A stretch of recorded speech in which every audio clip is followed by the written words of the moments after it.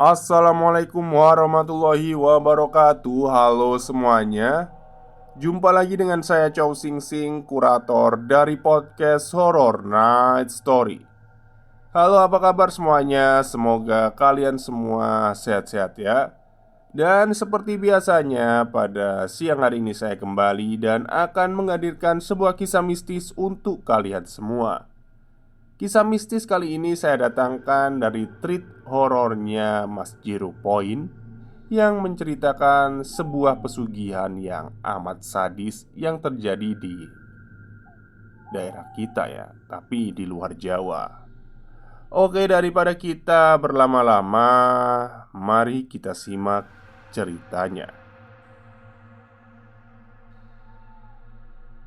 Saya menyerahkan istri saya untuk disetubuhi oleh jin, dan anak-anak saya dijadikan tumbal. Mulai dari matanya saya congkel. Bang, apa yang harus dilakukan ketika kita baru mengetahui fakta kalau ternyata bapakku melakukan pesugihan? Pesan masuk itu sejujurnya mengejutkan saya. Namun, mengalir sebuah cerita yang seharusnya dapat menjadi pembelajaran untuk kita semua. Pernahkah kalian mendengar pesugihan Patiro Kanja? Persekutuan dengan iblis untuk mendapatkan kekayaan. Namun, ditempuh dengan cara-cara keji sampai menumbalkan darah daging sendiri dan menyerahkan istri untuk disetubuhi oleh jin. Siapa sangka fenomena ini kerap terjadi dan dekat dengan kita. Salah satunya sebagaimana yang pernah diberitakan berikut ini. Utas kali ini saya akan mengisahkan salah satu tragedi yang paling mengerikan dari pesugihan Patiro Kanja, yang mana ternyata telah menjelma menjadi jaringan sekte yang masih eksis hingga saat ini.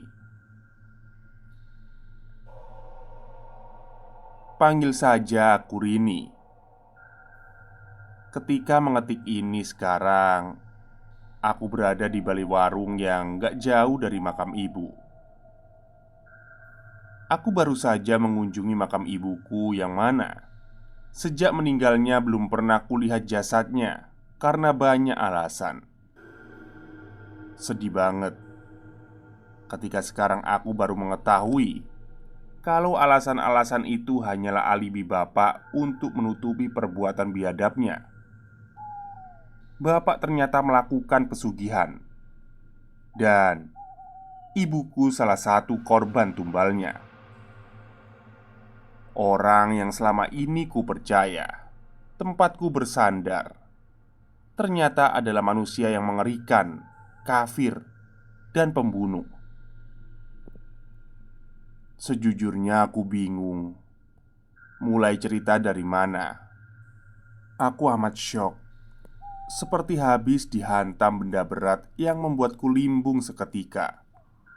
Dan aku tak tahu harus berbuat apa. Maaf ya kalau ceritanya berantakan.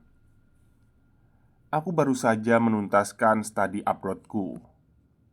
Tak pernah terpikir sebelumnya bahwa bocah kampung sepertiku yang berasal dari pedalaman Sulawesi bisa melanjutkan pendidikan sampai ke negeri orang.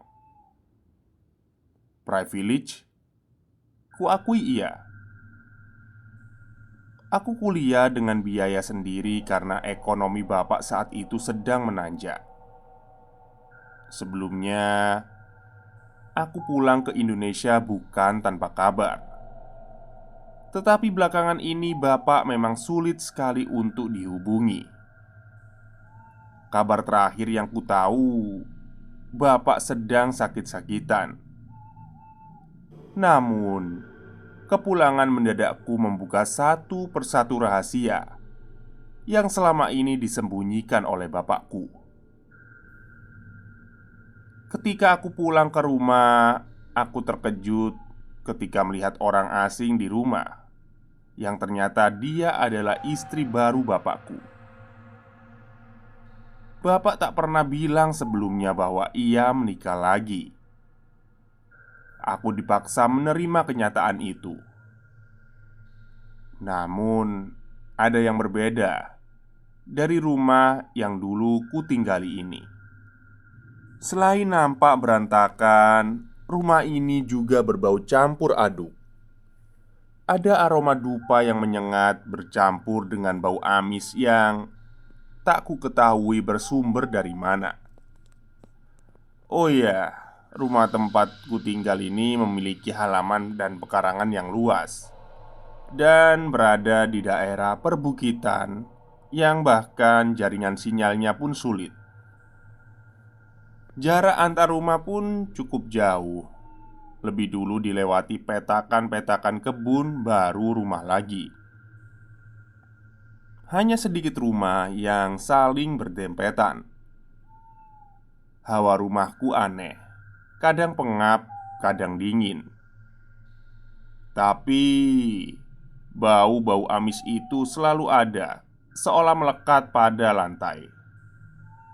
Padahal sudah berkali-kali kupel dengan cairan pewangi, namun baunya tetap saja tidak mau hilang. Entah penciumanku yang salah atau bukan, tapi aku merasa pelku ini sudah kuat baunya. Tapi bau amis itu malah jadi semakin kuat. Namun anehnya, bapak dan istri barunya itu mengaku tidak mencium bau-bau itu. Heran, baru ini aku merasa tidak nyaman berada di rumahku sendiri. Aku tak banyak berkomunikasi dengan istri baru bapak. Selain karena malas, karakter orangnya pun seperti pendiam. Bahkan dia cenderung seperti menghindariku. Keganjilan dimulai kala satu malam banyak orang-orang berpakaian serba putih datang ke rumah. Mereka ini seperti menghormati bapak dan menuakan bapak. Kalau kata bapak, mereka ini adalah jamaah pengajiannya. Namun mereka semua tampak aneh. Masing-masing dari mereka menyerahkan satu kantong hitam yang berbau seperti daging busuk. Kuperhatikan, tiap-tiap dari mereka menatap istri baru bapak dengan ganjil. Sampai-sampai perubahan raut wajah ketakutan terlihat jelas dari wajah istri bapak. Malam itu, aku disuruh masuk ke kamar oleh bapak. Namun rasanya rumah mendadak pengap dan panas. Aku pun bermaksud membuka sedikit pintu kamar. Aku kaget pas melihat mereka semua melakukan pengajian yang aneh. Mereka duduk bersila mengeliling, yang mana di tengah-tengahnya ada istri bapak yang duduk sembari memangku sesaji, dan di hadapannya ada banyak burung-burung gagak mati yang dijejerkan. Asap dupa mengepul di mana-mana. Orang-orang itu menggelengkan kepala cepat, seperti orang kerasukan sembari membaca ayat-ayat yang kurasa itu bukan ayat doa, melainkan sebuah mantra. Yang paling mengejutkan ialah ketika mereka semua masing-masing memakan bangkai burung gagak yang masih utuh. Termasuk bapak dan istrinya yang memakan paling banyak, sembari menangis seperti terpaksa. Mengingat kejadian itu, aku masih merasa mual. Sejak saat itu aku merasa ada yang tidak beres dengan rumah ini dan bapak. Aku takut dan benar-benar gak berani keluar kamar. Sepanjang malam aku gak bisa tidur. Aku mendengar suara desahan. Maaf, suaranya seperti orang yang sedang berhubungan badan dari kamar bapak. Tapi di waktu yang sama, aku juga mendengar suara bapak masih ada di ruang tamu. Lalu, siapa yang mendesah di kamar bapak? Nggak sampai di situ puncaknya, aku mendengar ada suara anak kecil merintih kesakitan dari arah kamar belakang. Kamar yang terpisah dari rumah utama. Letaknya ada di halaman belakang dekat sumur. Suara itu terdengar jelas dan nyata. Karena penasaran, aku pun mencoba untuk memeriksanya.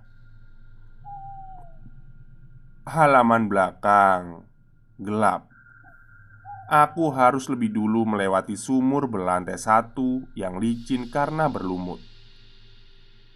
Semakin dekat, semakin jelas pula suara anak kecil menangis itu.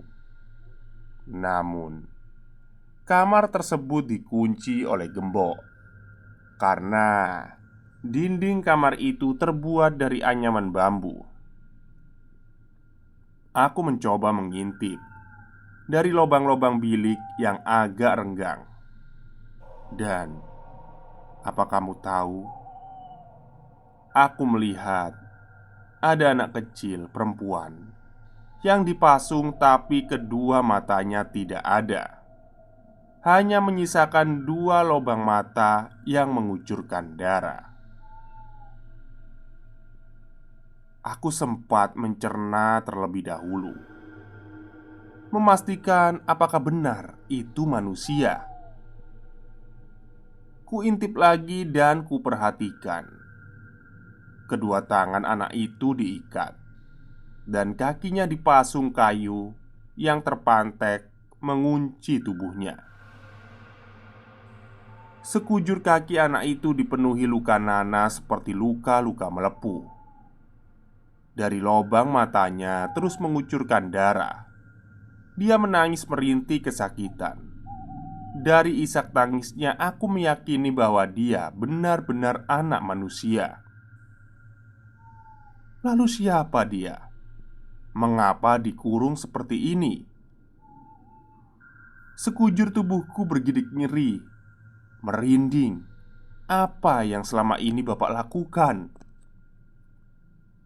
Mungkin kalian yang membaca ini mengecamku.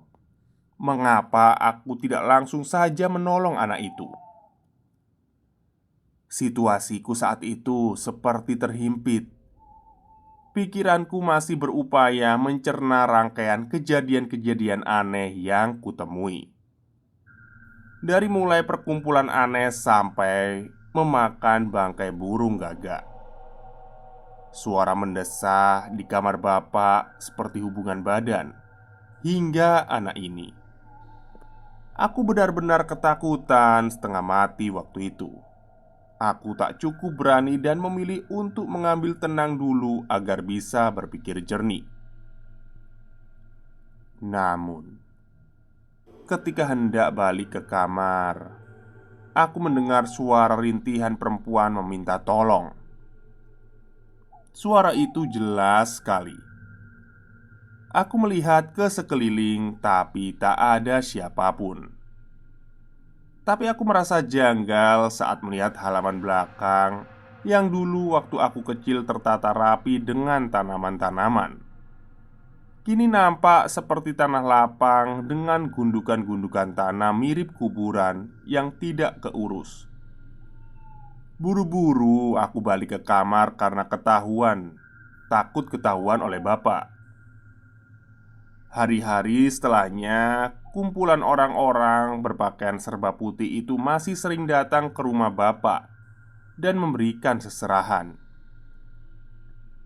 Aku pernah memergoki istri bapak yang baru untuk masuk ke bilik kamar tempat anak dipasung itu dan memberinya makan. Saat itu aku baru benar-benar yakin kalau yang aku lihat itu beneran manusia, bukan ilusi semata. Selama di rumah ini, aku sering berhalusinasi melihat sosok-sosok aneh. seperti perempuan yang merayap di dinding rumah, suara mengeram, suara desahan, merintih, bahkan tertawa memekik. Semua itu terus terjadi setiap malam sampai aku tak bisa membedakan itu nyata atau ilusi. Ketika menimba air di sumur, aku juga melihat sosok perempuan merangkak naik dari dalam sumur seperti hendak menarikku. Sampai satu waktu di tengah malam, tubuhku merasa seperti digerayangi. Ketika aku sadar, aku melihat Bapak hendak melakukan hal yang tak senonoh padaku. Maaf, Bapak seperti mau memperkosaku. Tapi Bapak nampak berbeda. Dia meneteskan air liur yang amat banyak sampai membanjiri wajahku. Aku berteriak, berusaha memberontak. Tapi tubuhku seperti terikat tanpa sebab. Aku teriak sekencang-kencangnya. Pandangan mataku mulai mengabur. Aku mulai ditindih sampai aku sesak nafas. Tapi kemudian ku dengar suara pintu terbuka keras. Tubuhku kembali bisa bergerak.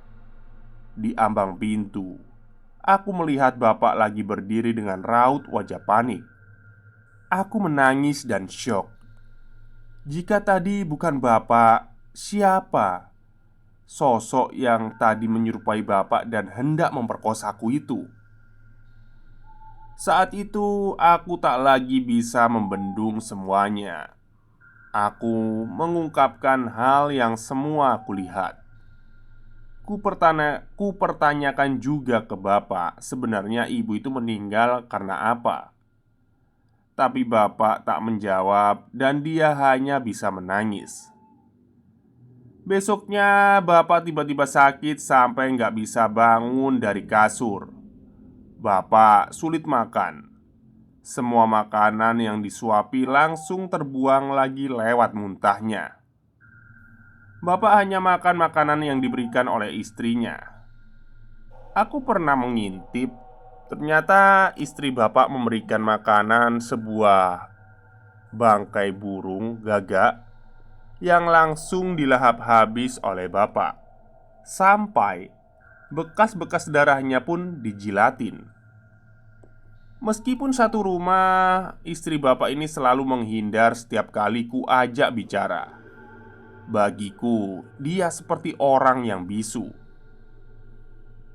Tapi satu-satunya dia bicara padaku ialah ketika aku menanyakan tentang anak yang ada di bilik belakang.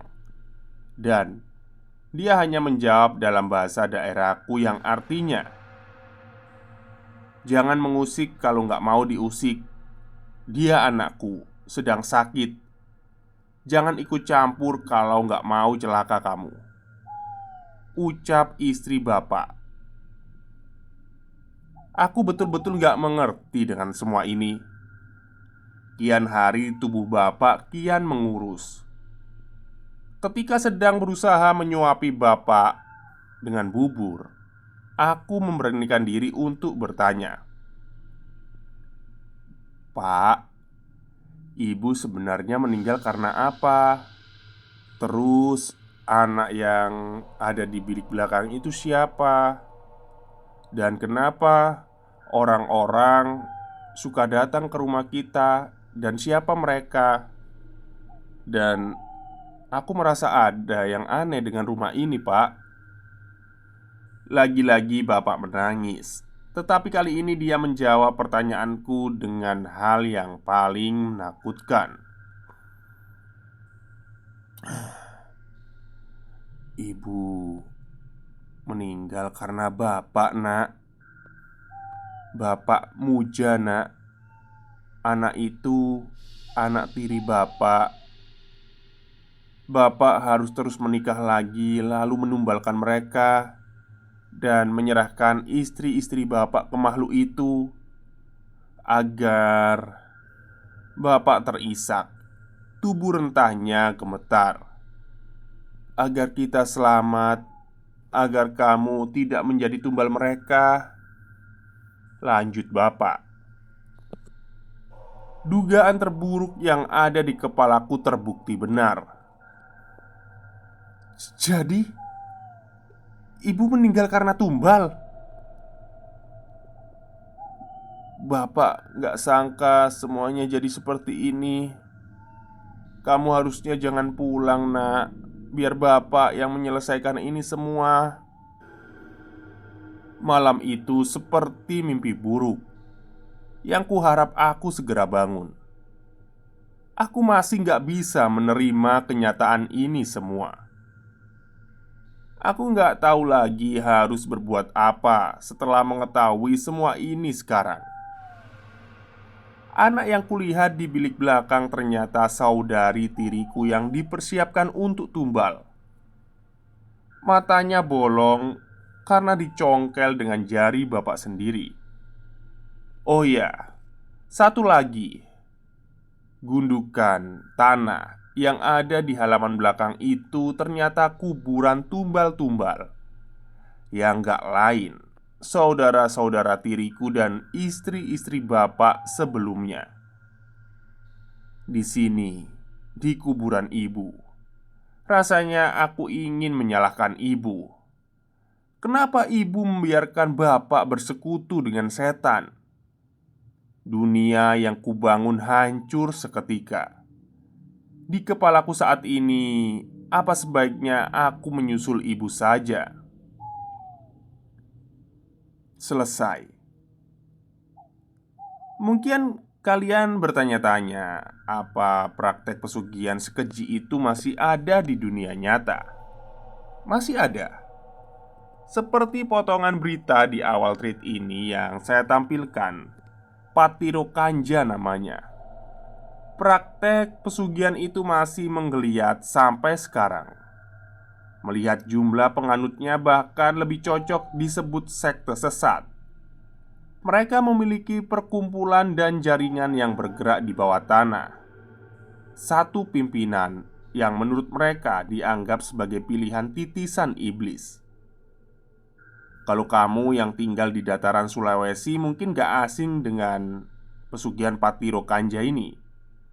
Sampai ada kok film lokal yang mengangkat fenomena ini. Tasbih Kosong judulnya. Tasbih Kosong, film horor yang terinspirasi dari kisah nyata pesugihan Patiro Kanja. Sejumlah pemeran dalam film Tasbih Kosong bahkan sempat mengalami kejadian mistis di lokasi syuting. Oke, itulah kisah singkat dari pesugihan yang ada di Sulawesi ya ternyata ya. Patiro Kanja. Sadis sekali rupanya. Baik, mungkin itu saja cerita untuk siang hari ini. Kurang lebihnya saya mohon maaf. Wassalamualaikum warahmatullahi wabarakatuh.